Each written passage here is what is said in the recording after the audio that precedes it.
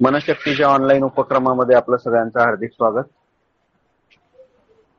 आज 29 जुलै 2025 आपण जोशी काकांसोबत बुद्धियोग या पुस्तकाचा अभ्यास करतोय. सगळ्यांना नम्र विनंती आहे की त्यांनी आपले ऑडिओ व्हिडिओ कृपया बंद ठेवावे. पुढील सूत्रे जोशी काकांकडे. हरिओम.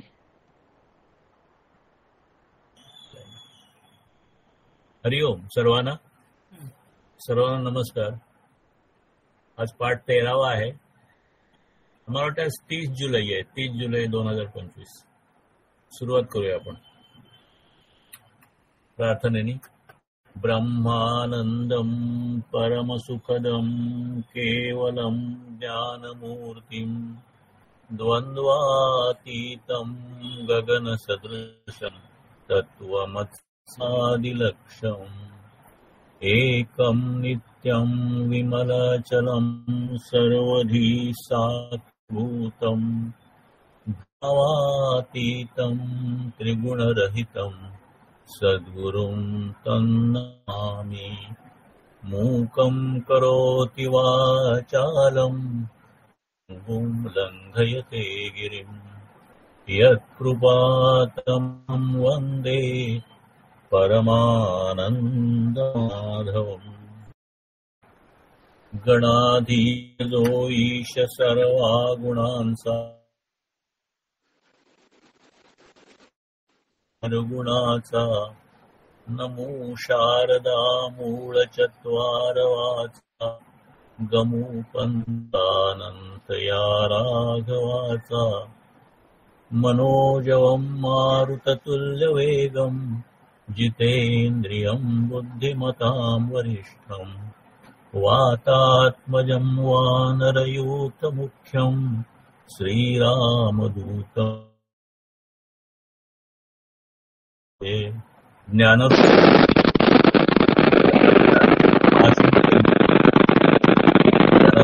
नमस्कार.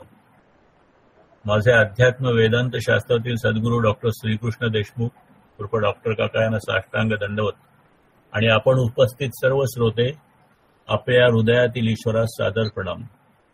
राष्ट्रकल्याण प्रार्थना. हे राष्ट्र मोठे झाले पाहिजे यासाठी अखंड परिश्रमाबरोबर वैचारिक वातावरण शुद्धीही झाली पाहिजे. या दोन्हींची एकत्रता आम्ही करत आहोत. मानवता कल्याणमस्तु, राष्ट्र कल्याणमस्तु, व्यक्ती कल्याणमस्तु. हरिओम. मागच्या प्रबंध 6च्या आपण जे काही भाग बघितला थोडक्यात सारांश. जीवनात जेवढी सुख लालसा, सुख मिळवण्याची इच्छा जास्त तेवढं अंतिमता दुःख निर्माण होतं. हा आपण प्रबंध, हा जो सिद्धांत आहे हा अनेक वेळा बघतोय या सगळ्या योग ग्रंथामध्ये. तो मागच्या ह्याच्यात सांगितला होता आणि ह्या प्रबंधात हा सिद्धांत, मागच्या प्रबंधात म्हणजे हा सिद्धांत अनेक ज्येष्ठ व्यक्तींच्या अंतकाळच्या उद्गाराने तो सिद्ध केला. म्हणजे अंतकाळी लोक जो काही उद्गार काढतात किंवा अंतकाळी जे शब्द बाहेर पडतात लोकांच्या तोंडातून ते त्यावेळची परिस्थिती दाखवतात आणि सुख लालसेने अंतिमता दुःख निर्माण होतं हे त्या मागच्या प्रबंधात सिद्ध झालं. देह सोडताना झालेले उद्गार देह असलेल्या माणसांना जीवनाचे धडे देतात आणि जे संत महात्मे जे अत्यंत अनासक्त वैराग्य पूर्ण वृत्तीने आणि कर्तव्य भावनेने जीवन जगले असे लोक शांतपणे देह सोडू शकतात हे आपण मागच्या प्रबंधात बघितलं. पण सर्वसाधारणपणे जी माणसं यशस्वी, जीवनातली श्रीमंत, श्रेष्ठ, सत्ताधारी, अधिकारी अशी जी समजली जातात त्यापैकी अनेक प्रकारच्या व्यक्तींनी आपल्या अंतकाळच्या क्षणी जे उद्गार काढले आहेत तिथे आपण बघितलं, अनेक लोकांचे उद्गार बघितले मागच्या वेळेला. तिथे आपल्याला निराशेची, अतीव दुःखाची,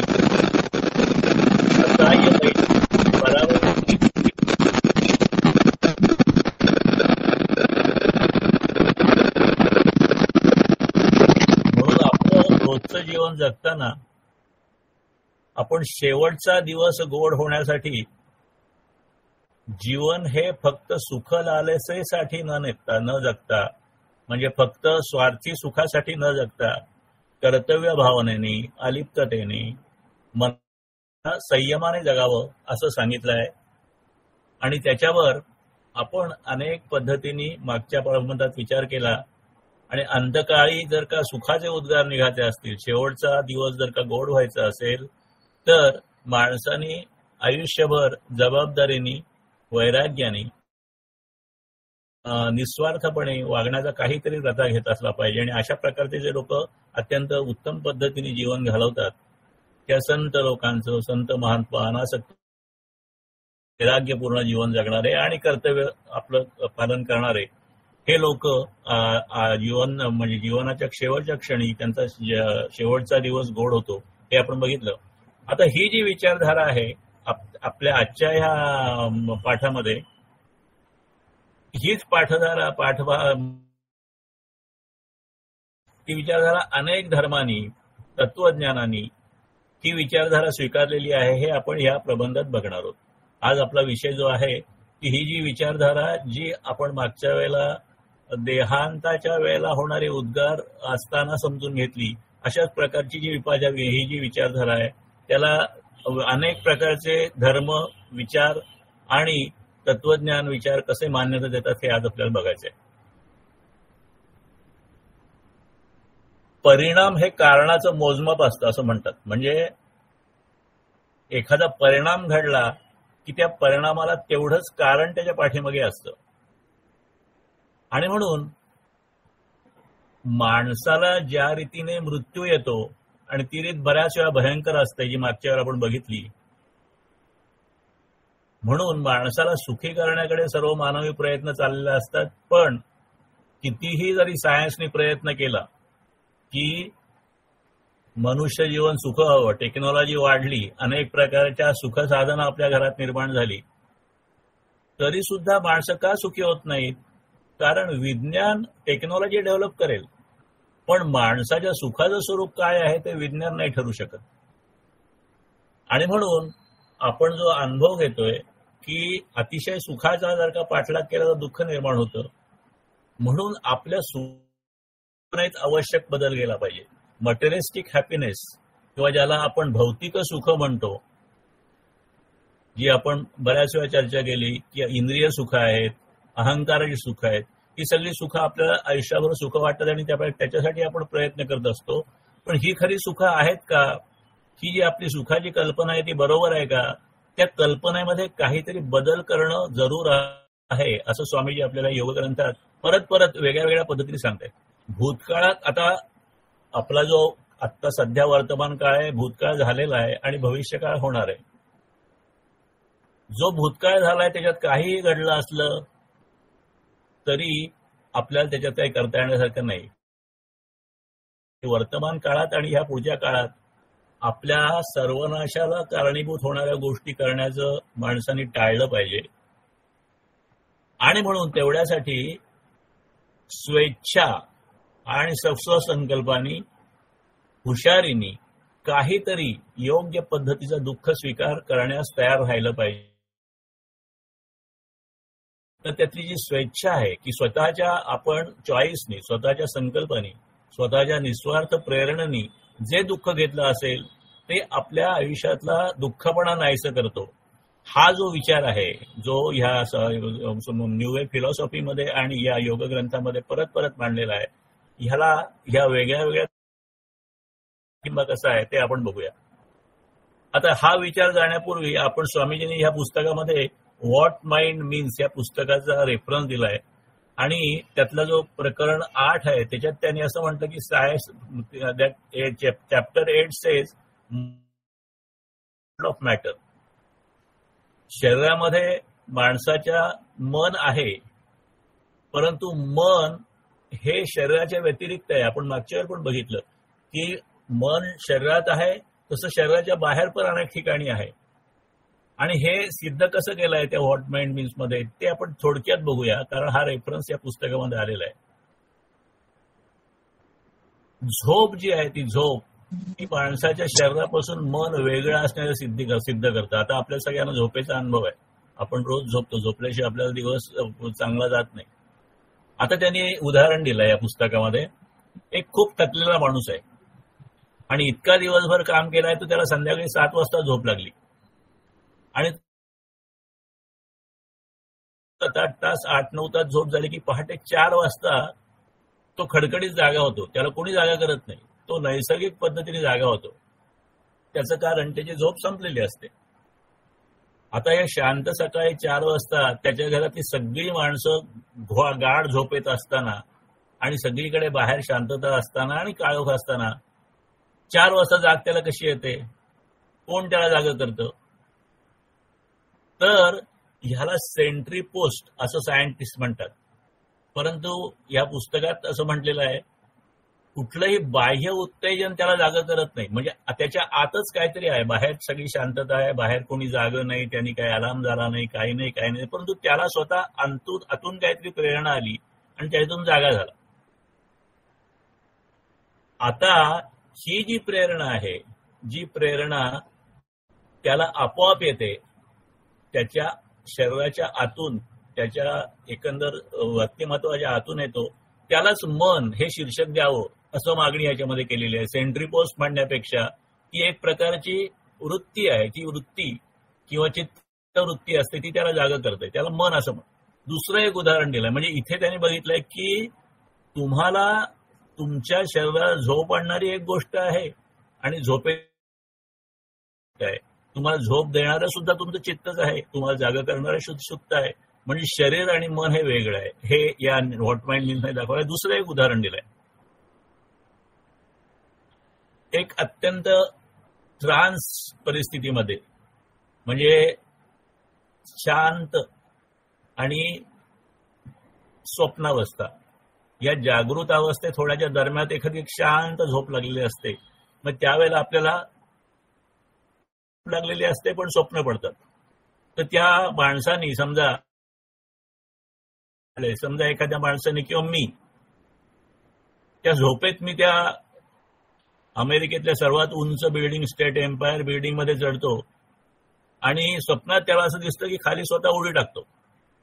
आता एवढ्या काय 125-126 मजल्यावरून खाली उडी टाकली तर काय होईल? त्यामुळे खूप भीती वाटते. त्यावेळेला हृदय धडधडणं वेगवान धडधडायला लागतं आणि अनेक प्रकारच्या भीतीची भावना मनात येते. हा माणूस पलंगावर शांत झोपलेला आहे, त्याच्या पायामध्ये, हातामध्ये, शरीरामध्ये काहीही हालचाल नाही, कारण तो शांत झोपलेला आहे. पण तरी सुद्धा त्या झोपेच्या स्वप्नामध्ये त्याच्यामध्ये सगळ्या गोष्टी घडतात. म्हणजे त्याला भीती वाटते, त्याचं हृदय धडधडतं, त्याला खूप मनाने घाबरतो, तो हे सगळं घडतं. जागा झाल्यावर त्याच्या लक्षात येतं की अरे हे तसं काहीच घडलेलं नाही. म्हणजे त्या ठिकाणी जो अनुभव असतो तो झोपेतला शरीराचा अनुभव नसतो, तो मनानेच सगळ्या शरीरामधल्या ज्या काही गती आहेत, हृदय धडधडणं असेल, भीती वाटणं असेल, ह्या सगळ्या गोष्टी आहेत त्या मनाने घेतलेल्या आहेत, तिथे शरीराचा काही संबंध नाही. अशा पद्धतीने मन इंडिपेंडंट शरीराच्या पेक्षा आहे असं हे काम. कारण आतापर्यंत म्हणजे अजून सुद्धा विज्ञान असं म्हणतं की मन नावाची गोष्टच नाहीये. मेंदूमध्ये काही रासायनिक जे बदल घडतात त्यामुळे माणसाच्या वृत्ती निर्माण होतात आणि त्यालाच मन म्हणायचं असं त्यांचं म्हणणं होतं. म्हणून स्वामीजींनी हा सायंटिफिकली पॉइंट केलेला आहे की असं काही वेगळं नाहीये. तर हा जो भाग आहे तो त्यांनी वापरलेला आहे या प्रकरणामध्ये. जडवादी तत्वज्ञान, आता वेगवेगळे तत्वज्ञान विचार करताना जडवादी तत्वज्ञान म्हणजे कम्युनिझम ज्याला म्हणतात ते, हे सुद्धा आपल्याला असं वाटतं हे जडवादी म्हणजे ज्याला मन किंवा आत्मा ह्या गोष्टी काही मान्य नाही असं वरवर पाहताना वाटतं. पण स्वामीजीने एक उदाहरण दिलंय त्या पुस्तकात, या मला वाटतंय व्हॉट माइंड मीन्सच्या 7व्या-8व्या प्रकरणातच कुठेतरी दिलेलं आहे की कार्ल मार्क्स, आपल्याला माहिती आहे कार्ल मार्क्स आहे हा कम्युनिस्ट, म्हणजे हे मार्क्सिझम किंवा रशियामध्ये आता जो काही हे चालू होतं, आतापर्यंत चालू होतं चायनामध्ये चालू आहे. तो मार्क्सिझम म्हणजे कम्युनिस्ट पार्टीचा तो अत्यंत मोठा लीडर आहे, त्यांनी हे स्थापन केलेलं आहे. त्याची माहिती म्हणजे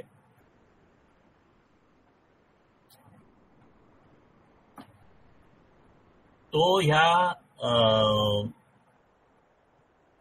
कम्युनिझमचा किंवा ज्याला जडवादी तत्वज्ञान म्हणतात, मटेरियलिस्टिक फिलॉसॉफी म्हणतात, त्याचा तो प्रणेता आहे. त्यानेच ती निर्माण केलेली आहे. आता असे लोक हे मन वगैरे काही मानत नाहीत. ते म्हणतात शरीर आहे आणि शरीरच आहे, शरीराच्या पेक्षा वेगळं काही नाही. परंतु ह्या मार्क्सचं जेव्हा वडिलांचं निधन,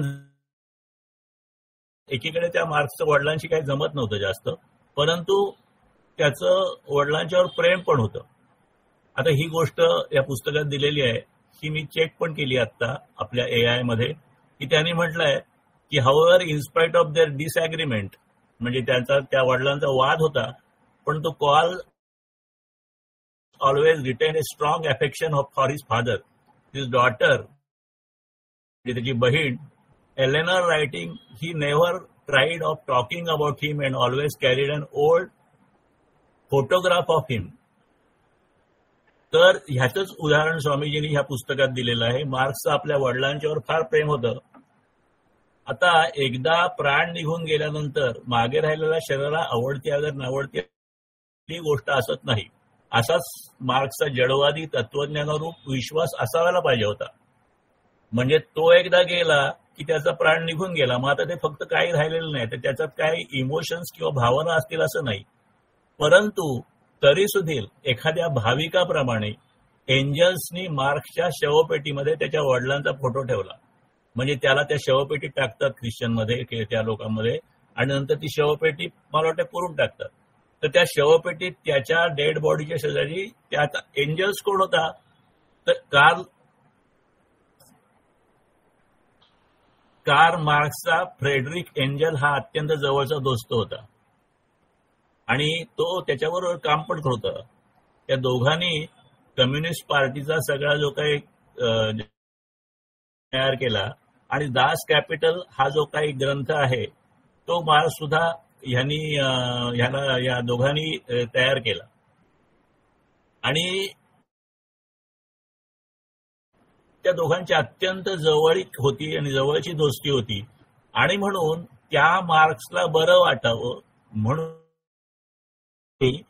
त्याच्या आवडत्या वडिलांचा फोटो त्याच्या शवपेटीमध्ये ठेवलेला आहे. म्हणजे इथे सुद्धा जडवादी लोक सुद्धा त्या प्रमाणात ह्या मनावर आणि मनाच्या अस्तित्वावर किंवा मृत्यूनंतरच्या अस्तित्वावर, ज्याला आपण विश्वास ठेवतात, आणि त्या पद्धतीने मटेरियलिस्टिक लोक सुद्धा ह्या आपल्या विचाराला की मन स्वतंत्र आहे आणि मनाचा विचार स्वतंत्र व्हायला पाहिजे, सुखाचा विचार स्वतंत्र व्हायला पाहिजे, याला सपोर्ट करतात. हे झालं जड तत्वज्ञान. आता हिंदू तत्वज्ञानचा विचार केलेला आहे. मरणोत्तर स्थितीमध्ये सुखावर विश्वास ठेवण्याविरुद्ध हिंदू तत्वज्ञान कडक शब्दात इशारा देते. म्हणजे ह्या योग वाशिष्ठाचं आणखीन दोन उदाहरणं ह्याच्यात घेतलेली आहेत. तर ती आपण बघूया आता. की मेल्यानंतर सुख मिळेल असा विश्वास कुठेही नाहीये आपल्याकडे. कारण मेल्यानंतर काय परिस्थिती होईल ती, एक तर ती मुक्ती असेल किंवा तो वासनेचा प्रवास असेल. मुक्ती असेल तर अस्तित्वच नसेल आणि ती फार रेअर गोष्ट असते. परंतु सर्वसाधारणपणे मृत्यूनंतर कुठल्या तरी वासना पूर्ण करण्यासाठी पुढचा जन्म घ्यायचा असतो आणि पुढचा जन्म जे आहे त्या वेगळ्या वेगळ्या स्वर्ग आणि नरकाच्या कल्पना आहेत. आता योग वासिष्ठ नावाचा जो ग्रंथ आहे, हा योग वासिष्ठ ग्रंथ खूप वैशिष्ट्यपूर्ण आहे. त्याच्यामध्ये वशिष्ठ मुनींनी मरणोत्तर स्वर्गाची गोष्ट मिळण्यासाठी, मरणोत्तर स्वर्गाची प्राप्ती किंवा ईश्वराची कृपा मिळण्यासाठी आशा कशी व्यर्थ आहे ते सांगितलंय. म्हणजे काय, तुम्ही आत्ता प्रयत्न करा आणि आत्ता प्रयत्न करून मरणोत्तर स्थिती चांगली कशी होईल ते बघा. परंतु एकदा मरणोत्तर स्थिती झाली की मग तुम्हाला स्वर्ग मिळेल आणि त्याच्यात तुम्ही सुखी व्हाल, ही सगळी आशाही ती व्यर्थ आहे. हा वाल्मिकी रचित योग वासिष्ठ हा आपल्याकडला अत्यंत मोठा आणि मान्यता प्राप्त, जसा म्हणजे भगवद्गीतेचा मान्यता आहे किंवा अन्य ग्रंथांना मान्यता आहे, योग वासिष्ठ हा सुद्धा मोठा ग्रंथ आहे. आणि हा ग्रंथ कसा निर्माण झाला? रामाला वशिष्ठ म्हणजे राम जेव्हा शिक्षण करून त्यांच्या गुरु वशिष्ठ गुरूंकडून शिक्षण करून आला, त्याच्यानंतर त्यांनी सगळ्या भारतभर भ्रमण केलं आणि तो सगळा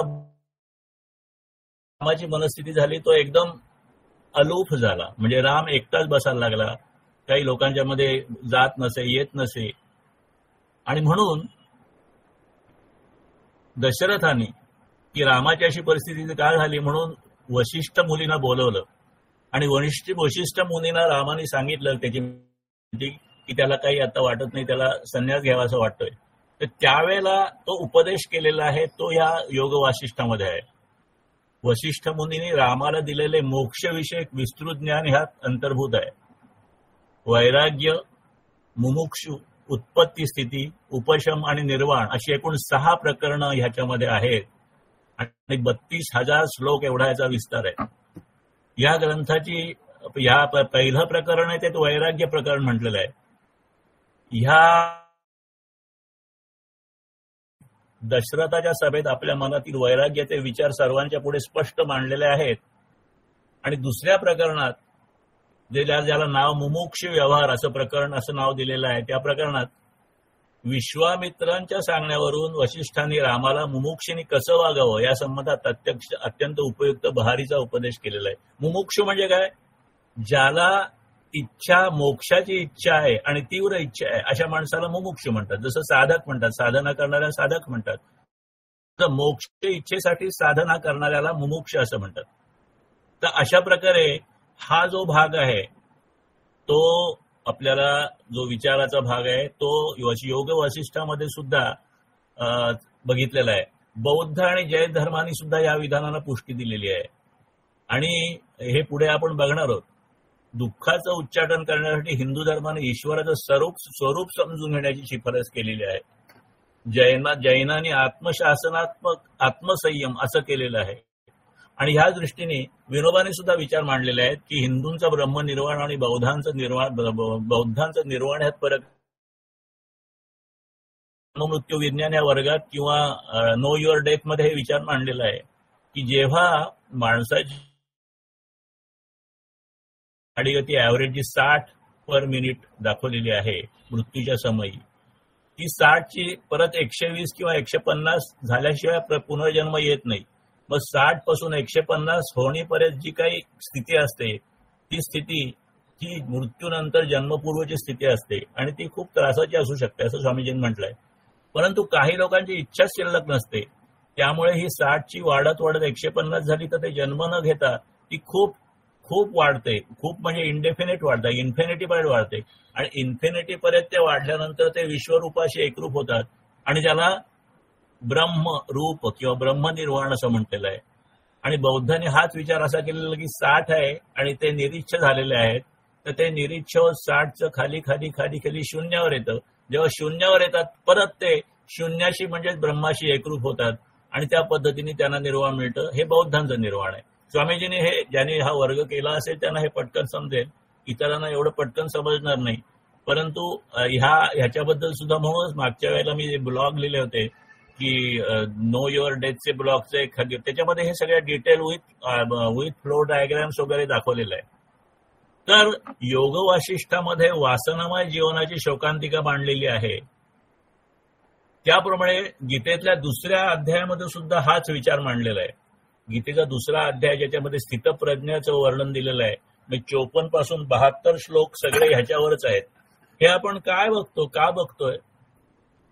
तर एवढ्यासाठी आपण बघतोय की हा जो विचार स्वामीजींनी या योग ग्रंथामाध्यमात सर्व मान्य आहे. आता हा जो भगवद्गीतेचा रेफरन्स दिलाय त्याच्यात 54 पासून 4-5 आपण बघू. नुसता श्लोक मराठीतला वाचला की आपल्याला त्याचा अर्थ कळेल.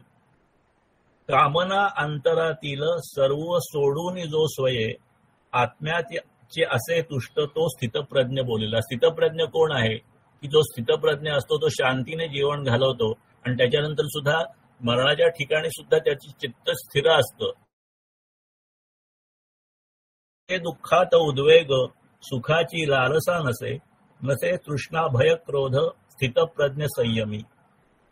सर्वत्र जो अनासक्त बरे वाईट लाभता, न उल्हासे न संतापे त्याची प्रज्ञा स्थिरावली.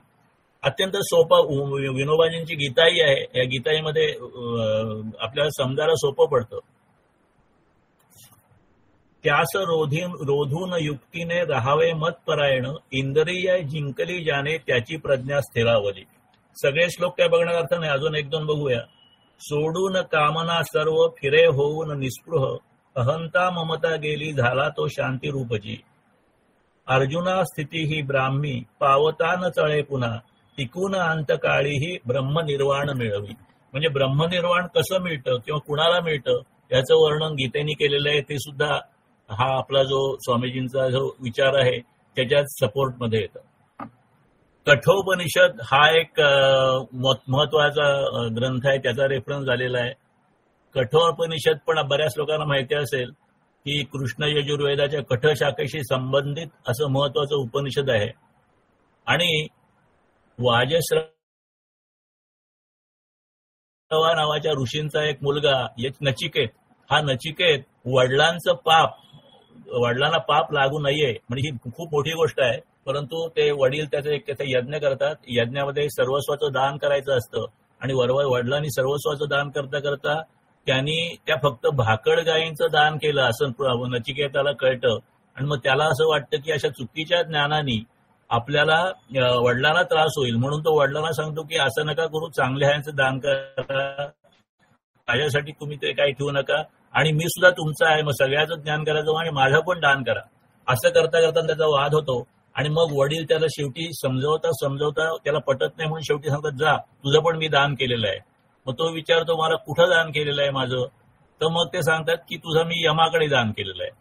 आणि मग हा नचिकेत हा जो 10-12 वर्षाचा छोटा मुलगा असतो तो यमाच्या दरबारी जातो आणि मग ती मोठी गोष्ट आहे. पण यम आणि त्याच्यामध्ये जो संवाद घडतो त्यामध्ये मृत्यू म्हणजे काय, मृत्यूनंतर काय होतं,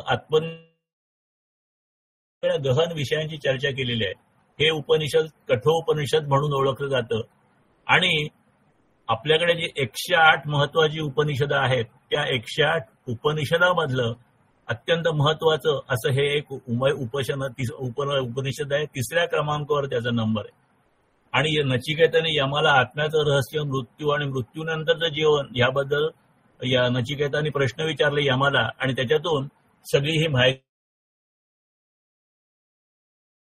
संस्कृत साहित्यामध्ये किंवा भारतीय साहित्यामध्ये अत्यंत मोठा एक काय म्हणतात तो मुकुटमणी अशा पद्धतीचं हे उपनिषद आहे. त्याच्यात असं म्हटलं आहे की मनुष्याला ऐहिकानंतरच्या परिलौकिकाची जाणीव असते. ज्या माणसाला आपल्या जीवनानंतर जे काही पुढचं प्रवास आहे त्याची जाणीव असते तो माणूस नेकीने वागतो, तो प्रामाणिकपणे वागतो. ज्याला जी इच्छा होते त्याची तो माणूस स्वीकार न करता कशाची इच्छा करायची याचा सारासार विचार करतो. म्हणजे आपण श्रेयस आणि प्रेयस हे संकल्पना आपल्याला बघितलेल्या आहेत आपण की श्रेयस करायला पाहिजे, मला प्रिय काय आहे ते मी करायला नाही पाहिजे, जे योग्य आहे ते मी केलं पाहिजे. हा सुद्धा ह्या कठोपनिषदाचाच विचार आहे. तर हा विचार सुद्धा परत ह्या गोष्टी एंडॉर्स करतात. आता उपनिषदांचा विषय निघालाय त्या उपनिषदांची साधारण माहिती आपण घेऊया. ते 3 कांडात असतात. वेद सगळे जे आहेत सगळे वेद 3 कांडात आहेत. त्या 3 कांडापैकी एक कर्मकांड आहे, एक उपासना कांड आहे आणि ज्ञानकांड आहे. ज्ञानकांडात जी काही गोष्टी येतात त्याला उपनिषद असं म्हणतात. आणि ही 108 उपनिषद आहेत. त्याच्यापैकी अत्यंत महत्वाची अशी 10 उपनिषद समजले जातात. आणि ही म्हणजे अनेक वर्षापूर्वी 1000, 2000, 3000 वर्षापूर्वी रचलेली आहेत. खरे म्हणजे उपनिषदांना आणि वेदांना अपौरुषीय वाङ्मय असं म्हटलं जातं. त्याच्यात ईशोपनिषद यजुर्वेदातलं आहे, कठोपनिषद यजुर्वेदातलं आहे, मुंडक उपनिषद अथर्ववेदातलं आहे, तैतरीय उपनिषद यजुर्वेदातलं आहे, छंदोग्य उपनिषद सामवेदातलं आहे, केन उपनिषद सामवेदातलं आहे, प्रश्नोपनिषद अथर्ववेदातलं आहे, मांडुक्य अथर्ववेदातलं आहे, ऐतरेय उपनिषद ऋग्वेदातलं आहे, बृहदारण्यक यजुर्वेदातलं आहे. आणि ह्या उपनिषदांवर त्यावेळेला तयार झालेली उपनिषद जी अपौरुषीय समजली जातात, ही जास्तीत जास्त लोकांना समजण्यासाठी अनेक विचारवंतांनी आणि आचार्यांनी याच्यावर भाष्य लिहिलेली आहेत. आणि प्रमुख संप्रदायाच्या संपादकांनी म्हणजे आदिशंकर म्हणा, शंकराचार्य म्हणा, मध्वाचार्य म्हणा, यांनी ह्या 10 मुख्य उपदेशावर भाष्य लिहिलेली आहेत. आणि त्यामुळे त्याचा अर्थ आणि त्याचं महत्व सर्वसामान्यांना अभ्यास करून कळू शकतं. तर अशा प्रकारची उपनिषदं जी आहेत त्यातलं एक कठोपनिषद जे हाच विचार जो स्वामीजींनी आपल्या व्यावहारिक जीवनासाठी मांडलेला आहे तोच तत्वतः स्वीकारतो. तत्वाच्या रेफरन्सच्या व्यतिरिक्त अनेक धर्म आणि पंथांनी हा विचार मान्य केलेला आहे. तो आपण थोडक्यात बघूया. शिंटो हा एक विचार आहे. जपानचा हा स्वदेशी धर्म आहे. जपानचा धर्म आहे आणि ह्याचा अर्थ देवतांचा मार्ग असा आहे शिंटोचा अर्थ. आणि जपानी इतिहास आणि संस्कृती ह्याच्यावर आधारलेली आहे. त्याच्यामध्ये ज्या नैसर्गिक गोष्टी आहेत जसं की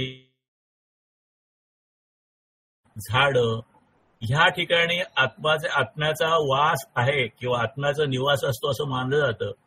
आणि पूर्वजांची पूजा आणि शुद्ध वागणं ह्याच्यावर ह्या धर्मामध्ये जोर दिलेला आहे. अशा पद्धतीचा हा धर्म आहे. ह्याच्यामध्ये सुद्धा अनेक प्रकारचे आहेत.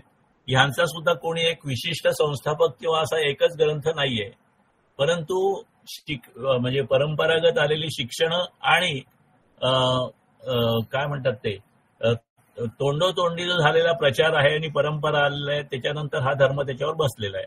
पण जपानमधला अत्यंत महत्वाचा धर्म एक जपान एक चांगलं यशस्वी राज्य आहे. त्याच्यात त्याने म्हटले शिंटोनी सुद्धा असं म्हटलेलं आहे की ऐहिक गोष्टीचा त्याग करून दर महिन्याला माझ्याकडे या. याचा अर्थ जीवनभर प्रत्येक महिना प्रत्येक दिवस तुम्ही पवित्र राहा आणि पवित्र पद्धतीने जीवन जगा. म्हणजे हाच जो उदात्त आहे तो दिलेला आहे. यहुदी धर्म, यहुदी ह्याला युदावाद पण कधी कधी म्हणतात. हा सुद्धा अत्यंत जुन्या धर्मापैकी एक धर्म आहे. याला एकेश्वरवादी धर्म म्हणजे एकच ईश्वर आहे असा धर्म मानला जातो इथे. आणि इस्रायल आणि हिब्रू भाषा भाषिकांच्या आहेत त्यांचा हा राजधर्म आहे. आणि अशा पद्धतीचा हा जुना युधर्म त्यांनी काय म्हटलेला आहे, यांचा विचार काय आहे, हे सगळं आपल्या पुस्तकामध्ये या प्रकरणामध्ये दिलेलं आहे. यहुदी धर्म म्हणतो पुण्यवंतांचे आत्मे ईश्वराच्या हाती असतात आणि कोणतेही दुःख त्यांना स्पष्ट करू शकत नाही. अप्रबुद्ध लोकांच्या दृष्टीने ते मरण पावतात आणि त्यांच्या वियोगाने विपत्ती ओढवल्यासारखे वाटते. आपणातून ते निघून गेला म्हणजे त्यांचा नाश झाला असं मानलं जातं. पण ते शांतीच्या अवस्थेत असतात. त्यांना शासनासारखं माणसाला वाटलं तरी त्यांची आशा ही अमरतेने ओसंडत असते. थोडक्यात त्याने असं म्हटलेलं आहे की तुमचे जे आत्मे आहेत ते तुमचे आत्मे तुमच्या मृत्यूनंतर ईश्वराच्या हातात असतात. जर का तुम्ही चांगले वागला असताल तर तुम्हाला कुठलंही दुःख स्पर्श करत नाही. आणि अशा पद्धतीने जर का आपण वागलं तर आपलं जीवन आणि आपलं मृत्यूनंतरचं जीवन सुद्धा यशस्वी होतं असाच तो विचार दिलेला आहे. आणि ज्यांनी तर त्यांना शिक्षा मिळते आणि नंतर त्यांना शिक्षा संपली की पारितोषिक मिळतं. अशा प्रकारे जे लायक आहेत ते लायक लोकच ईश्वर स्वतःशी म्हणजे स्वतः ईश्वर त्यांचा स्वीकार करतो. अशा पद्धतीने ह्या धर्मात म्हटलेलं आहे. जरथुष्ट्र धर्म, याला पारशी धर्म पण म्हणतात. हा सुद्धा एक प्राचीन एकेश्वरवादी धर्म आहे. पैगंबर जरथुष्ट्र यांनी ही स्थापना केली याची. ह्या सुद्धा बऱ्याच म्हणजे इसवी सन पूर्व 1700-1500 वर्ष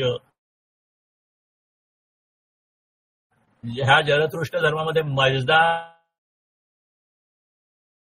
आणि ह्या धर्माच्या धर्मग्रंथांनी उपदेश दिलेला आहे. त्याच्यामध्ये सुद्धा चांगलेपणा आणि वाईटपणा, अच्छाई आणि बुराई ह्याच्यामध्ये म्हणजे अच्छाई चांगली आहे किंवा चांगलेपणा आपण टिकवला पाहिजे आणि आपल्यातला वाईटपणा कमी प्यायला पाहिजे. आणि हा झरतृष्ट धर्म काय म्हणतो, हे मर्त्य जीवानो, ज्ञानी ईश्वराने सुखासंबंधी व दुःखासंबंधी ज्या आज्ञा केल्या आहेत त्या ध्यानात घ्या. पापी माणसाला दीर्घ शासन आहे, सत्याच्या मार्गाने जाणाऱ्याला आनंद आहे आणि पुण्यवंतास मुक्तीचा चिरकाल आनंद आहे. हाच जो दुःख स्वीकाराचा, स्वेच्छा दुःख स्वीकाराचा विचार स्वामीजींनी आपल्या योगग्रंथात सांगितलेला आहे, तो झरतृष्ट धर्म पण मान्य करतो. कन्फ्युशियन धर्म, हा कन्फ्युशियन धर्म चीनचा एक म्हणजे चीनमध्ये जी काही धर्मदर्शन आहेत त्यापैकी एक आहे आणि वागण्याची म्हणजे सामाजिक नैतिक जी वर्तन प्रणाली म्हणतात ती आहे.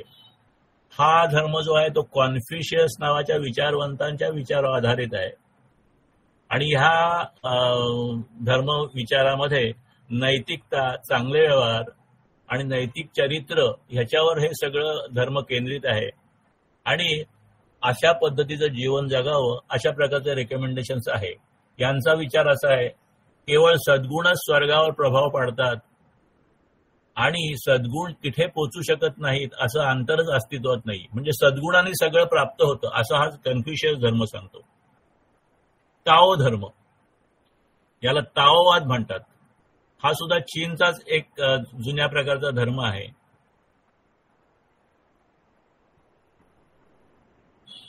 ह्यांच्या म्हणण्याप्रमाणे एक प्रचंड शक्ती आहे, ती शक्ती खूप शक्तिमान आहे आणि ती सगळी ब्रह्मांड चालवते आणि त्या ब्रह्मांडामुळे, त्या शक्तीमुळे सगळ्या ब्रह्मांडातील सगळ्या गोष्टी एकमेकाशी जोडल्या जातात.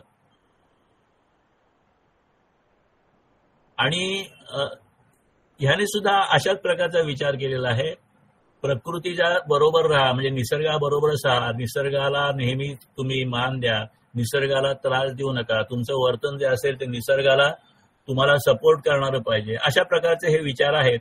आणि त्यांनी जो विचार मांडलाय तो असा आहे की ज्यावेळी एखादी चांगली कृती घडेल, ज्यावेळी एखादी चांगली तुमच्या हातून कृती घडेल तेव्हा तिचं श्रेय स्वतःकडे घेऊ नका, कारण ते जर तुम्ही घेतलं नाही तर ते तुमच्याजवळ राहणार आहे आणि तुम्ही घेतलं तर तुमच्यापासून हिरावलं जाणार आहे.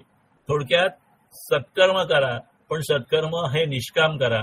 हा जो आपला गीतेचा उपदेश आहे किंवा या आपल्या योग ग्रंथांचा उपदेश आहे तेच हा ताओ धर्म सांगतो.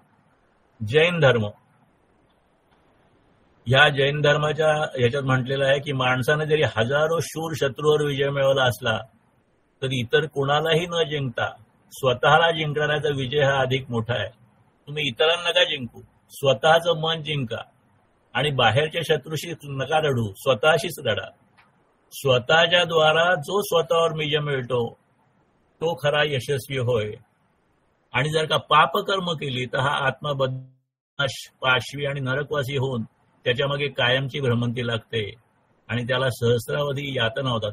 आता जैन धर्म हा आपल्या हिंदुस्थानातच किंवा ह्या भागातलाच उत्पन्न धर्म आहे, त्यामुळे त्याचे विचार हे असेच आहेत. बुद्ध धर्म, बुद्ध म्हणतो माणसाने संयम केला तर त्याचे सुख देव हिरावून घेऊ शकत नाही. धम्मपद बुद्ध हा जो ग्रंथ आहे तो म्हणतो बुद्ध धर्म आणि संघ यांचा जो आसरा घेतो, यातना, यातनांचा उगम, यातनांचा नाश व यातना शांतीकडे नेणारा अष्टाविध मार्ग, ह्याचा ज्याला साक्षात्कार झालेला आहे तोच योग्य माणूस होय. आणि हाच पद्धतीने जीवन घालवणं हा उत्कृष्ट मार्ग आहे. आणि अशा पद्धतीने जो जगतो तो बऱ्याच यातनातून तो मुक्त होतो, अशा प्रकारचं म्हटलेलं आहे. आणि मग त्याने असं पण म्हटलेलं आहे की आपलं जे व्यक्तिमत्व विचारांनी घडवलं जातं, आपल्याच विचारांच्या पायावर आपलं जीवन उभारलं जातं. पापी विचार नाही जर माणूस बोलला किंवा वागला तर गाडी ओढणाऱ्या बैलाच्या पायामागोमाग जसं गाडीचं चाक येतं त्याप्रमाणे त्या वाईट वृत्तीच्या किंवा उक्तीच्या मागोमाग यातना येतात. पण पवित्र विचारांच्या पोटी जर त्याच्या उक्तीचा व कृतीचा जन्म झालेला असेल तर सुख हे सावलीप्रमाणे मागोमाग येते व ते कधीही माणसाला सोडून जात नाही. वेगळे वेगळे विचार दिलेले आहेत स्वामीजींनी हे सांगण्यासाठी की स्वामीजींनी कुठल्याही सगळ्या विचाराचा केला आणि मानवतेचा विचार केला. ते ह्या पद्धतीने तो कसे इतर धर्मांचे विचार आहेत ते थोडक्यात दिलेले आहेत. ख्रिस्ती धर्म काय म्हणतो, आज सोसा आणि उद्या उपभोगा, आज सोसा उद्या उपभोगा हा संदेश येशू ख्रिस्त देतो. तो म्हणतो की पवित्रतेसाठी जे भुकेलेले आणि तहानलेले आहेत ते धन्य होत, त्यांना त्यांचं संपूर्ण माप मिळेल. ज्यांचं हृदय पवित्र आहे ते धन्य होत, त्यांना ईश्वराचं दर्शन होईल. शांतता निमित्ती करणारे धन्य होत, ईश्वराची लेकर म्हणून त्यांची गणना होईल. आणि सत्यासाठी जे हाल सोसतात ते धन्य होत, स्वर्गाचं राज्य त्यांचंच आहे. तर अशा पद्धतीने श्रीमंत आणि जे ऐशारामी लोक आहेत त्यांना सुद्धा ख्रिस्तांनी स्पष्ट इशारा दिला.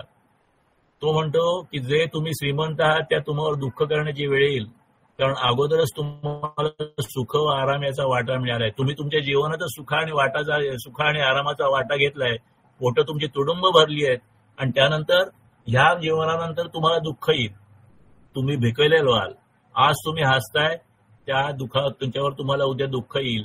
म्हणून पवित्रसाठी जे भुकलेले तहानलेले आहेत करा, असं येशू ख्रिस्तांनी सांगितलेलं आहे. इस्लाम म्हणतो प्रत्येक माणसाचं दैव हे ईश्वराने त्याच्या गळ्यात अडकवलेलं. ईश्वर त्याच्या पुढे एक ग्रंथ उघडून म्हणेल, हा ग्रंथ वाच, त्यात तुझ्या नावापुढे जो जमा खर्च मांडलाय तो तुलाच वाचता येईल. हे पवित्र कुराणामध्ये एक रेफरन्स देऊन स्वामीजींनी सांगितलेलं आहे. शीख धर्म, नानक म्हणतात की प्रत्येक जण सुख मागतो, दुःख कोणीच मागत नाही. सुखाच्या पाठोपाठ मोठे दुःख येते, पण विकृत माणसाच्या मनाला ते समजत नाही. जे सुख व दुःख ज्याला समजलं आहे ते सुखी होतात. म्हणजे थोडक्यात तेच परदुःख स्वीकाराचंच दिलेलं आहे. आणि जीवन जगताना काही निष्काम कर्म जीवन जगावं असं सांगितलेलं आहे. अशा सगळ्यांचा म्हणजे तथाकथित दुःखाचं सुखात रूपांतर करण्याचा आपण प्रयत्न केला पाहिजे. हाच एक सगळ्यांचा गर्भित आशय आहे. आणि सर्व तत्वज्ञांनी साक्षही या बाबतीत निर्णायक स्वरूपाची आहे. आपण खूप घाईघाईने हा आढावा घेतोय, कारण भाग आहे तो आपण थोडा अजून बघूया. आणि आधी आपण उपनिषदांच्या मानाने तो बघितला. आणि ह्यामध्ये सपोर्टिंग हेच आहे की ते सर्वमान्य आहेत आणि ते आपल्याला सुद्धा उपयोग आपल्या स्वतःच्या कल्याणासाठी ते केले पाहिजे. स्वामीजींनी म्हटलंय पुढे, बुद्ध आपल्या भव्य राजवाड्यातून शांतपणे बाहेर पडला आणि एकमेव द्वितीय अशा महावीराचे अथवा बुद्धाचे सही अनुकरण करणे कोणालाही कठीण आहे. म्हणजे बुद्धासारखा त्याग आपल्याला करता येणार नाही, पण सर्वसामान्य माणसांची सुद्धा उदाहरणं आहेत. आता संत होते ते सर्वसामान्यच माणसं होते. संत तुकारामांचे उदाहरण आहे, ते आपल्या कजाक पत्नीच्या आणि मुलांच्या संगतीत राहून त्यांनी अत्यंत स्थितीमध्ये अध्यात्माचा मार्ग चोखाळला. सॉक्रेटिस असाच एक संत होऊन गेला, ज्याचं जीवन तुकारामांशी. त्या सॉक्रेटिसची सुद्धा बायको अत्यंत कुरबुरी होती आणि त्या कुरबुऱ्या स्त्रीबरोबर संसार करण्याचं त्यांनी सोडलं नाही. पण एकीकडे तो संसार करता करता त्यांनी स्वतःची तत्व पण सोडली नाही, जीवनाची आसक्ती धरली नाही. आता यापैकी बुद्ध आणि महावीराचं आपल्याला अनुकरण नाही करता येणार, संतांचं अनुकरण आपल्याला एवढं नाही करता येणार, परंतु काही प्रमाणात तरी करता येईल. म्हणून साधारण नियम एवढा सांगता येईल की प्रत्येकाने प्रकाशित मार्गावरून आपल्या गतीची वाटचाल सुरू करावी. आता स्वामीजींनी आणखीन एक ह्याच्या मागे एक हे दिलेलं आहे, रिमार्क दिलेला आहे की हे जे वेगळे वेगळे उतारे दिले आहेत त्याच्यासाठी त्याच्याबरोबर विरुद्ध किंवा विसंगत असे उतारे सुद्धा आपल्याला सापडू शकतील. म्हणजे हे उतारे दिलेले आहेत, ह्याच्या विरुद्ध उतारे कोणी सांगितलं की आहेत तर म्हणतं असू शकतात, परंतु शेवटी विसंगत जर का विधानं सापडली तर त्यापैकी एकाचा स्वीकार केला पाहिजे. आणि कुणाचा स्वीकार करायचा? दृष्टिकोनातून आपल्याला जे काही दिसतंय, निसर्ग नियमाचा उपयोग कसा होतो ते आपण ज्याचं निरीक्षण केलेलं आहे, परीक्षण केलेलं आहे आणि आतापर्यंत जो सगळ्या हे तत्वज्ञान करून त्याचा जो विचार मांडलेला आहे त्याच निकषावर हे सगळं ठरवलं पाहिजे. आणि म्हणून शास्त्रीय दृष्टिकोनातून याकडे पाहिलं आपण तर काही चूक होणार नाही अशा पद्धतीने मांडलेला आहे. आता हा जो आपण धावता आढावा घेतला त्याचा तो थोडासा बेसिक भाग आहे, तो आपण बघण्याचा प्रयत्न करू. एक आहे देहबुद्धी आणि एक आहे आत्मबुद्धी. आहे आणि आपल्यात मन आहे. आपण देहाचा खूप विचार करतो पण मनाचा विचार फार कमी करतो आणि केला असतो तो वरवरचा करतो. आता मनाचं अत्यंत शुद्ध रूप म्हणजे आत्मा म्हणतात.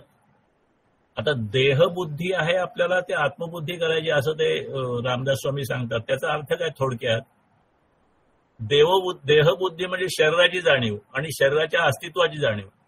म्हणजे स्वतःला फक्त एक मी म्हणजे माझा देह अशी भावना असणं म्हणजे देहबुद्धी झाली. मग आत्मबुद्धी काय आहे? आत्मबुद्धी याचा अर्थ मी देह जरूर आहे, मी मन जरूर आहे, परंतु ह्या मनामध्ये अत्यंत एक शुद्ध जाणीव आहे, आत्म्याची जाणीव. ह्या आत्म्याची जाणीव असणं आणि त्या पद्धतीने वागणं म्हणजे आत्मबुद्धी आहे. स्वतःला फक्त शरीर न मानता आत्मा किंवा चैतन्य मानणं, मी म्हणजे आत्मा अशी भावना असणं. आता देहबुद्धी असेल ती देहाला सर्वस्व मानते, संसारिक सुखदुःखामध्ये अडकून बसते आणि खऱ्या ज्ञानापासून दूर राहते. आत्मबुद्धी ज्याला आहे तो आत्म्याला महत्व देतो, देहाच्या पलीकडे पाहायला शिकतो, अहंकारावर विजय मिळवतो आणि ज्ञानाकडे वाटचाल करतो. हा सगळा योगग्रंथाचा उपक्रम आपल्याला देहबुद्धीकडून आत्मबुद्धीकडे वाटचाल करायला शिकवणार आहे. एकदम आत्मबुद्धी होणार नाही, परंतु हळूहळू त्या पद्धतीने आपल्याला प्रयत्न करता येतील. आता हे सगळं करून जो मोक्ष मिळवायचा, त्या मोक्षाची संकल्पना काय आपण घाईघाईत बघतोय, थोडक्यात बघतोय. कधीतरी पुढच्या एखाद्या प्रकरणामध्ये किंवा पुढच्या श्रद्धा योगामध्ये हे आपल्याला अधिक जास्त बघता येईल. जीव आणि मोक्ष, जीव आणि जीव, ईश्वर आणि मोक्ष ह्या संकल्पना काय आहेत? आपल्याला वाटतं आपण करते आहोत, आपण भोगते आहोत, मी सगळं, परंतु प्रत्यक्ष आपल्या हातात खूप कमी असतं.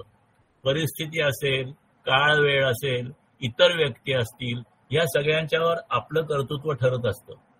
म्हणून ते अध्यात्म म्हणतात, करता करविता ईश्वर फक्त प्रारब्ध चक्रानुसार कार्य करतो. म्हणजे ईश्वर सुद्धा त्याच्या व्हिम्स आणि फॅन्सीप्रमाणे किंवा त्याच्या मनात आलं तसं नाही वागत. जे प्रारब्ध चक्र आहे ते प्रत्येकाचं प्रारब्ध ठरलेलं आहे, ते त्याच्याच पूर्वक्रमानुसार ठरलेलं आहे आणि त्याप्रमाणे ते ईश्वर फक्त प्रारब्ध चक्र चालवतो. तो फक्त साक्षी आहे, तो काहीही करत नाही, तो फक्त ते सगळं करवतो. आत्ता उत्पन्न आपला देह म्हणजे काय आहे की एक मोठा समुद्र आहे, त्या समुद्रात अनेक लाटा उत्पन्न होत आहेत. पावणारी लाट म्हणजे आपला देह आहे. ह्या कालसागरामध्ये आपला देह इतकाच एका लाटीच्या अस्तित्वापुरता आहे. आणि नाश पावत नाही असं समुद्र म्हणजे चेतना आहे. ज्या चेतना समुद्र ह्या सगळ्या लाटा येत आहेत, त्या चेतना जी आहे ती विश्व आणि अंश म्हणजे आपला देह आहे. आत्मा प्रकट स्थितीतून अप्रकट स्थितीत जाणे म्हणजे मृत्यू आणि अप्रकट स्थितीतून पुन्हा प्रकट स्थितीत येणं म्हणजे जन्म. मृत्यू म्हणजे आपल्या शरीरातलं जे आत्मतत्व आहे, ज्याला आपण प्राण म्हणतो किंवा ज्याला आपण संवेदना म्हणतो किंवा ज्याला परसेप्शन म्हणतो, म्हणजे जाणीव म्हणतो, ती जाणीव आपल्या शरीरातून जाणं म्हणजे मृत्यू आहे. आणि त्या पहिल्या सेलमध्ये गर्भधारणेनंतर जाणीव येणं म्हणजे जन्म आहे. आपलं जे स्थूल शरीर आहे म्हणजे ग्रॉस बॉडी जी आपली दिसते आपल्याला, ती आपल्याला आईवडिलांपासून मिळते. म्हणजे तो एक जो सेल असतो गर्भधारणेचा, तो अन्न घेऊन आणि आईवडिलांपासून ज्या काही गोष्टी मिळतात त्यातून वाढत जातो आणि मग जन्म झाल्यानंतर जगात वाढतो. पण आपलं जे सूक्ष्म शरीर आहे, सटल बॉडी, म्हणजे ज्याला आपण मन, चित्त, अहंकार, हा जो अंतःकरणाचा भाग आहे, तो अंतःकरण काय आपल्या आई वडिलांपासून मिळत नाही, तो आपल्या पूर्वकर्माचा परिपाक असेल त्याप्रमाणे आपल्याला अंतःकरण मिळतं. शरीर बाहेर तयार होतं, पण अंतःकरण आपल्याला जन्माच्या आधीपासून मिळतं. आणि वासना ह्या अंतःकरणात अंतर्मनाच्या खोल कप्प्यात संचित होतात. त्यावर मनुष्य साधनाने संयम ठेवून त्या ह्या ज्या माझ्या वासना जन्माच्या पूर्वीच्या आहेत, त्या जन्मभर मला संयम करून त्या कमी करता येतील किंवा त्या शून्यवत करता येतात. आणि हे परमात्म्याचं म्हणजे काय, तर मोक्ष नावाचा काही भौगोलिक प्रदेश नाहीये, जिओग्राफिकल लोकेशन नाहीये, कुठेतरी हा मोक्ष इथे आहे म्हणून तो कुठेही अस्तित्वात नाही. तो भौतिक सुखाच्या कामनांचा, म्हणजे ज्या आपल्याला जीवनभरात ज्या वेगळ्या वेगळ्या सुख असतात, शब्दस्पर्श, रूप, रस, गंध, त्याच्यानंतर यश, कीर्ती, प्रतिष्ठा, मान, सन्मान वगैरे या सगळ्या ज्या आहेत, हा ज्या कामना आहेत, ह्या वासना आहेत, यांचा क्षय आणि मनाचा लय अशा स्थितीचं नाव म्हणजे मोक्ष. मनाचा लय होतो आत्म्यामध्ये आणि वासनांचा क्षय होतो. अशा ठिकाणी जो काही स्थिती माणसाची निर्माण होते ती मोक्ष. मग ही मोक्ष फक्त मृत्यूनंतरच असेल असं नाही. काही जीवही मोक्ष स्थिती प्राप्त करतात आणि त्यांना जीवनमुक्त असं म्हणतात. जिथे आपल्याला अत्यंत आनंदाची प्राप्ती होते आणि आपल्या सगळ्या समस्त दुःखांच्या निवृत्तीचा अनुभव होतो, ती स्थिती जन्मात असू शकते, जगताना असू शकते, त्याला सुद्धा मोक्ष म्हणतात. तर अशा पद्धतीच्या ह्या संकल्पना आहेत. मन म्हणजे कामना आणि वासनांचं जाळं आहे. मन इज बंडल ऑफ डिझायर्स. या प्रचंड इच्छांचं मनाचं जाळं आहे ते म्हणजे मन आहे. ज्या वेळेला साधनेनी कामना आणि वासना नष्ट होतात तेव्हा मनाचा लय होतो, मन अमन होतं आणि अशा स्थितीचं नाव आहे मोक्ष. आणि हे लक्ष्य जीवनात साध्य झालं की तो क्षण म्हणजे जीवनमुक्ती स्थिती. आता ही स्थिती आचार्य आद्य शंकराचार्यांनी आत्मषटकात वर्णन केलेली आहे. ते आत्मषटक आपल्याला सगळ्यांना माहिती असेल. मागे पण आपण एकदा ह्याच्यावर काहीतरी पाठ पण घेतलेला आहे. पण त्यातला चरण आहे ते असं आहे, न मे मृत्यू शंका न मे जाती भेदः पिता नैव मे नैव माता न जन्मः न बंधुर्न मित्रम गुरु व शिष्यम न मे मृत्यू शंका मे नैव माता न जन्मः न बंधुर्न मित्रम गुरुर्नैव शिष्यम चिदानंद रूप शिवोहम शिवोहम. या ठिकाणी आपण आपल्या ध्यानाकडे जाऊया. सगळ्यांनी ध्यानस्थितीमध्ये जा. पाठीचा कणा शक्य असेल तर ताठ ठेवा. खाली बसला असतो तर खाली आपल्या ध्यानस्थितीमध्ये जा.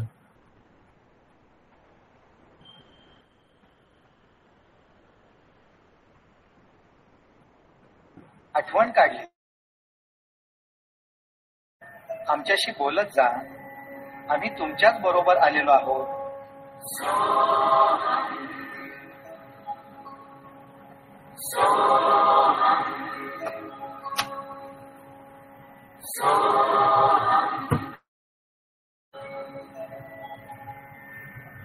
पण हे जीवा, तू असं शरीर बोलणार आहेस? सगळ्या पेशींना एकत्र म्हणून हे बोललास, ठीक केलंस. आता हा संवाद 6 मुख्य ठिकाणी घडवायचा आहेस. ओहम सोहम ही प्रश्नोत्तर मनातच ठेव आणि तुझ्या शरीरातल्या खालच्या भागांपासून सुरुवात कर. मांडी घालून बसला आहेसच तर कमरेच्या मागच्या भागापासून मेंदूपर्यंतचा भाग निवडूया. तोच महत्वाचा आहे. हे जीवा, तू तुझ्या जाणीवेचा प्रचंड साठा पाठकण्याच्या खालच्या टोकाला करून ठेवला आहेस. येथे कितीतरी वाटांनी तुझी शक्ती येते आणि जाते. शरीरातल्या या मागच्या पहिल्या चक्राचं नाव आहे मूलाधार चक्र. हा चौक महत्वाचा आहे. स्वच्छतेची केंद्र इथंच आहे. इथं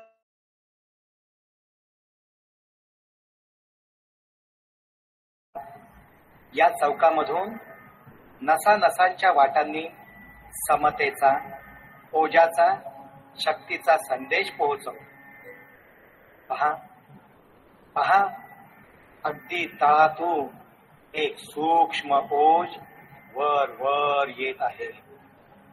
किती तेज त्याचं, केवढी दीप्ती, रंग सांगता येणार नाही. तरीही सर्व बाजूंनी लखलखत तेज. बिंदूत साठवलेलं ब्रह्मांड.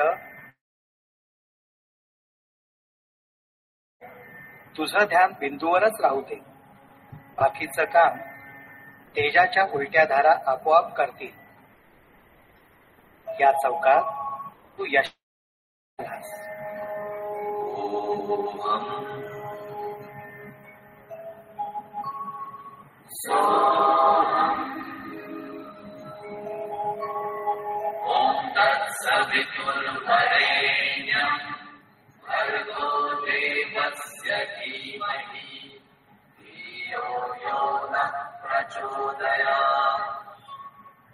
ज्यानं तुझ्या जीवनाला स्वच्छता दिली, मूळचं तेज राखायला जागा दिली, तो मूळचा चौक म्हणजे स्वाधिष्ठान चक्र, ते तू ओलांडत आहेस.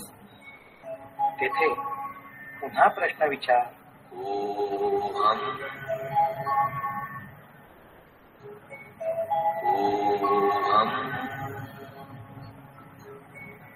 उत्तर येईल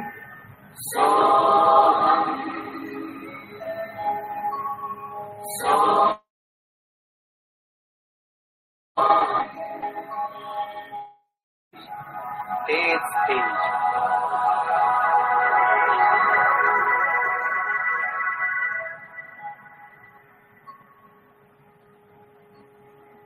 तुझ्या आवडत्या दुसऱ्या जीवाच्या मिलनाचं हे शक्ती केंद्र आहे. दुसऱ्यावर अवलंबून असणारा वैवाहिक आनंद तू पत्करलेला आहेस, तर त्याचं उत्कृष्टत्व इथं जागृत होईल. यापुढे तुझं तेज, तुझी शक्ती आता स्वाधिष्ठान चक्रात पोहोचली आहे. स्व अधिष्ठान, माझं अधिष्ठान असं तू म्हणावंस असं हे स्थान आहे. तुझ्या मुलाबाळांचं प्रेरणास्थान आहे. तसंच दुसऱ्या दृष्टीनं तू जेथून निर्माण झालास त्या स्थानाचं प्रतीक आहे हे. इथं फुललेल्या स्फुल्लिंगानं ते प्रतीक अधिक तेजस्वी, शक्तिवान, धैर्यवान बनेल. शरीरातल्या समतेप्रमाणे दुसऱ्या शरीराशी समबंध राखील. अखेरच्या समतोल वाटचालीचा हा एक आवश्यक उच्च समभोग तू तटस्थपणाने पाहिलास. याचा उपयोग तुला नंतर होईल. तुझ्या कुटुंबाचं, संकुल मानवतेचं कर्तव्यपूर्तीच्या उद्गारांनी तू हा चौक ओलांडतो आहेस. वीर्य रसांचा कुंभ येथे निर्माण होत असला तरी त्यासाठी लागणारं अन्न नाभी केंद्राच्या पुढच्या चौकातून येणार आहे. तिकडे तू नंतर लक्ष देणार आहेस. तूर्त तुझ्या शरीर शुद्धीची ही सगळी क्रिया चांगली करण्यासाठी खालून वर येत असलेली सूक्ष्म शक्ती वर यायला हवी. ती इथंच आहे. तू द्रष्टा होऊन ती पाहतो आहेस. मूलाधार चौकातून स्वाधिष्ठान चक्रात पोहोचलेली ही शक्ती तू द्रष्टा होऊन पाहतो आहेस. या मागोमाग कौलात वर चढलेली ती शक्ती पहा. ती खालून वर आलेली सूक्ष्म बिंदू शक्ती, निराकार, तेजपुंज, वेगवान, वेला शून्य, सूक्ष्म प्राय पण तरीही पर्वतप्राय. तुझ्या शक्तीचं आश्चर्य तिसऱ्या चौकात पोहोचलं आहे. ओम तत्सवितुर्वरेण्यं भर्गो देवस्य धीमहि धियो यो नः प्रचोदयात्. तिसरा चौक किती भव्य आणि महत्वाचा. नाभी केंद्रात दुसरा मेंदूच अवतरलेला आहे. पोटातले निरनिराळे अन्नरस, रसशक्ती याचं रूपांतर करण्याचं विलक्षण काम इथं चहूवाटाने होत आहे. याची शुद्धी करतो आहेस. या सर्व कार्याला नम्र नमस्कार कर. त्याची चौकशी पोहम न करणार आहेसच. तुझ्या सर्व अन्नाचं सुरेख शक्तीत रूपांतर करणारे हे तुझे पेशी सहकारी आहेत. त्यांना दिवसभर शांतीने वागव. संतापाचे लोट तू आत पोटात सोडणार नाहीस. त्यामुळे तुझं अन्न शुद्धच राहील. अशी तुझी बुद्धी शुद्ध राहू. याही चौकात तू यशस्वी झाला आहेस.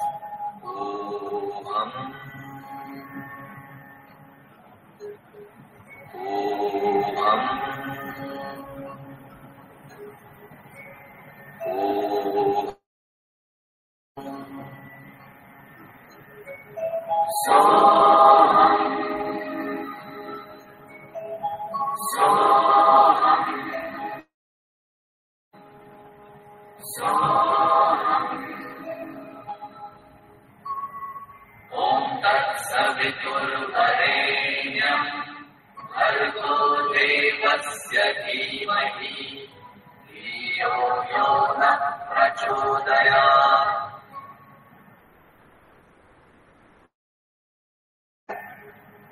गतिशून्य गती तू अनुभवणार आहेस. एवढं आश्चर्य आहे. तिसऱ्या चौकात अन्न तयार होण्यासाठी जी गती लागली ती वाढण्याचं कार्य या अनाहत चक्र चौकात चाललं आहे. तू ती शक्ती धसमुसळेपणाने वापरू नकोस. शांत प्रवाहीपणानं या चौकातून ती गती जाऊ दे. तुझ्या जीवनाचं चक्र अखंड चालवणाऱ्या या चौकात उभा राहून विचार,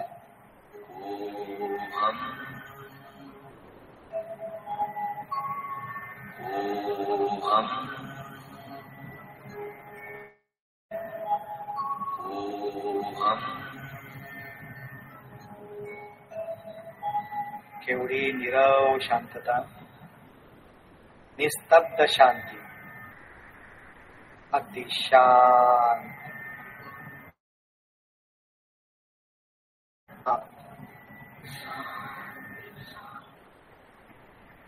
खालपासून वर येणारं तेज तुझ्या या शांतीतच वरपर्यंत चढलं जात आहे.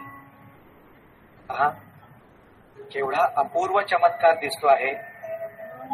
डुलत ढवलत येणारं ते तेज शक्तीनं ओतप्रोत भरलेलं आहे. केवळ तुझ्या एकाग्र शांतीनं पाहण्याचं भाग्य तुला येत आहे.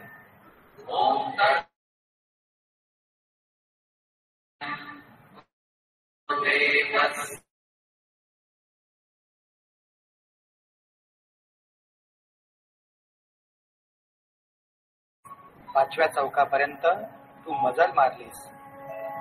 या चौकाचं नाव विशुद्ध चक्र चौक आहे.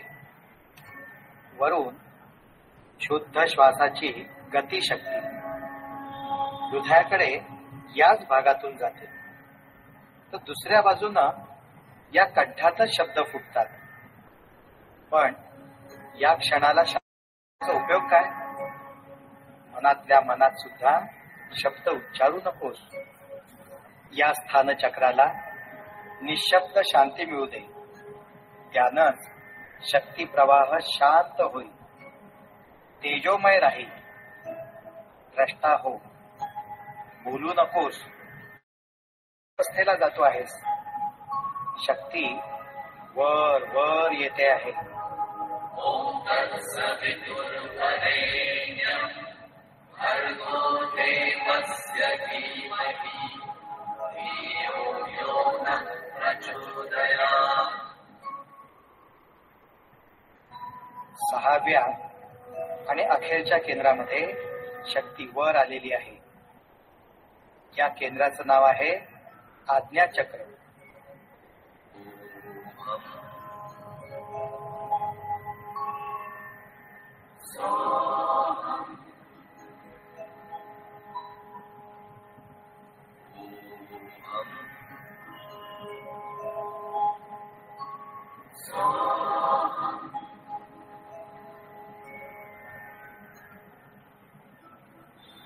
अरे जीवा, इथूनच तुझ्या आज्ञा सुटत होत्या. पाहण्याच्या, ऐकण्याच्या आणि तुझ्या सगळ्या आज्ञा इथूनच सुटत होत्या. जरुरीपेक्षा जास्त संकल्प करण्याचं स्थळ इथंच होतं. याच पेशींच्या साह्याने तू सगळ्या महत्वाकांक्षेच्या पाठीमागे सगळी शक्ती उधळत होतास. ठीक आहे, तुझ्या महत्वाकांक्षा पुऱ्या होण्यासाठी शक्ती राखशील का नाही? उत्तम उन्नतीसाठी काही काळ शांती पाहिजे, ती तुला इथल्या पेशींशी समजूत करूनच साधेल. तर मनानं सुद्धा पाहायचं थांबव. पूर्ण पूर्ण पूर्ण.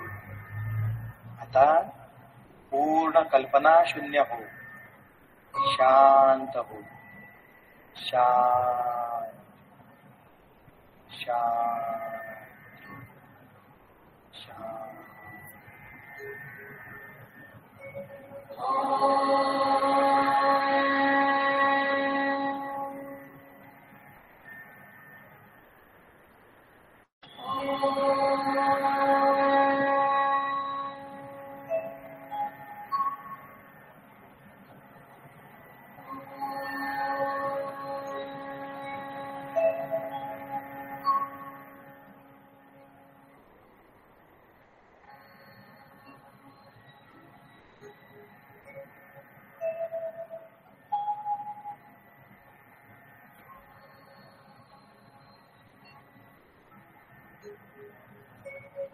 या स्थितीत आपण आत्मचिंतन प्रार्थना करूया. मी शब्द उच्चारतो, आपण या शब्दाला मनातून साथ द्या. माझ्या आंतरिक शक्तीला स्मरून मी माझे स्वतःचे खरे कल्याण करून घेण्या, माझे व्यक्तिमत्व आजवर मी जसा वागलो तसे बनले आहे. माझ्या यापुढल्या करीत आहे. मला आलेल्या वाईट अनुभवांबद्दल मी इतरांना दोष देण्याऐवजी आत्मचिंतन करीन. खोटे समाधान घेण्यापेक्षा धैर्याने आणि सद्बुद्धीने काम करीन. त्यामुळे मला यश मिळेल, शांती मिळेल आणि ती टिकेल. ज्या प्रमाणात मी हे चिंतन करीत आहे त्या प्रमाणात ती शांती मला आताही मिळत आहे. हरिओम तत्सत. ब्रह्मार्पणमस्तु. सर्वांना धन्यवाद. सर्वांना नमस्कार. चला लॉग आउट करूया. भेटूया परत पुढच्या बुधवारी. हरिओम. हरिओम. हरिओम.